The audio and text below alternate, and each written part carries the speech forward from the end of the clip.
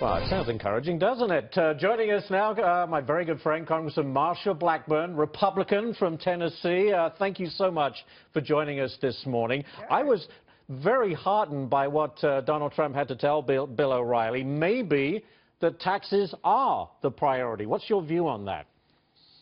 I think you're going to see both taxes and the Obamacare repeal as a priority for House Republicans. And these are things we're moving forward on. Chairman Brady is in charge of the tax legislation, the tax reform legislation. And I know, Ashley, you're going to have your favorite Art Laffer up in a few minutes to talk a little bit more about that. We've been visiting here in Nashville on that topic. But yes, you know, getting those marginal rates down so that individuals have more to take home at the end of their work period. Getting that corporate tax rate down so that they can see an increase in wages and jobs growth can take place. Those are important components, and we're committed to that. So when can I expect that, Congressman? Because, look, I mean, putting more money in individuals' pockets and giving corporations a break, I think, you know, that's a huge boost for the economy, but isn't it easier to get that through because Obamacare already appears to be turning into a bit of a quagmire? Well, actually, Obamacare, the first steps will take place in reconciliation. That's the first bucket. The second bucket will be what can be done administratively, and then the third bucket will be the overhaul and reforms to the marketplace. Same things we've wanted to do since 2009, 2010, before they put government-controlled health care in place.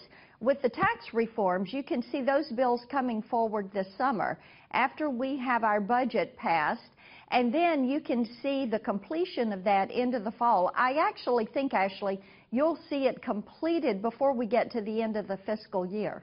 Well, that's encouraging. And retroactive to January 1st? If I have any vote in that matter, absolutely. I like having those tax reductions retroactive. The amount of money that would put into the paycheck of hardworking taxpayers is a very important step. And once you get the insurance market stabilized again with Obamacare and the Obamacare exchange out of the mix and get rid of these mandated benefits, then you're going to see insurance costs go back down. You'll see some stabilization in that. These rate hikes of 20, 30, 40, 50%, it's something that is very difficult for individuals to bear. And only 2 million people are accessing an Obamacare product right now without a subsidy. That is 2 million out of the 9 million. 7 million get a subsidy. 2 million, only 2 million, are paying for that product without a subsidy. Very good. And very quickly, Congressman, look, cut taxes, hike military spending, massive infrastructure spending, build the border wall, $19 trillion by some estimates. As a Republican, can you vote for that kind of spending without offsetting revenue elsewhere? What you're going to see is a change in priorities, and you're going to see across-the-board spending cuts. My 1%, 2%, or 5% bills, I hear the president would like 10%. That's music to my ears. You're going to see reform throughout the operational end of the federal government.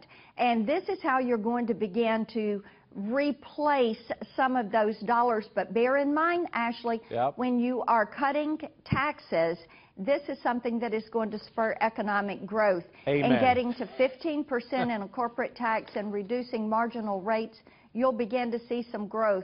So you're working on both sides of that ledger. Couldn't agree more. Marsha Blackburn, Congressman, thank you so much for joining us. Good to see you. From Thank you. Beautiful Nashville. Thank you so much. And by the way,